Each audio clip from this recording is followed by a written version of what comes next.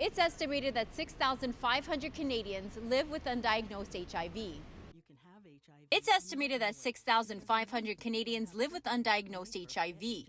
A drop of blood will be used to test for HIV, and you'll be given your result within minutes.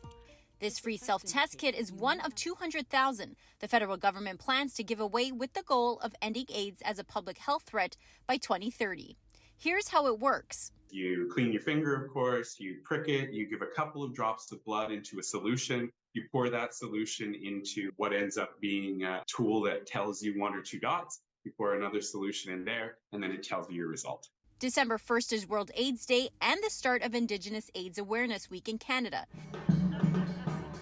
18% of new cases in Canada are among Indigenous people, and studies show Indigenous and Black Canadians are less likely to know their HIV status than the general population. For Indigenous people, we've always been struggling with the social determinants of health, lack of funding for housing, employment, sort of the mobility of Indigenous peoples, from rural, unreserved communities to urban. Public health group Katie is distributing the kits through online orders, giving out 10,000 so far. I wouldn't say self-test kits are a silver bullet, but there's certainly one option for people that maybe aren't close to a clinic, for people who maybe know the person that works at the clinic and they don't want to be outed.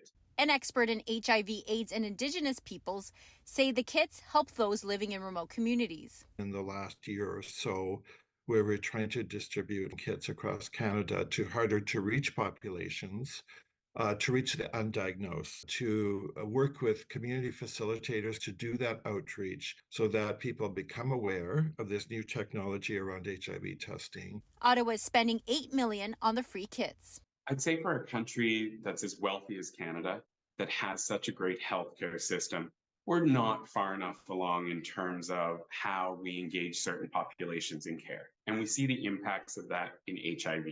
We have all of the tools we need to prevent, to test, to treat HIV in this country. We're just not getting them to the right people. Public Health estimates that there were more than 1,500 new HIV infections in Canada in 2020 alone. Women, men who have sex with men, and injectable drug users make up a large population of new cases. Still, a full 1/3 of new Canadian infections are contracted through heterosexual sex. We've got to continue to invest in HIV until we get across the finish line, because otherwise we're going to leave a lot of people behind. To find out more information on how you can order a kit, scan the QR code.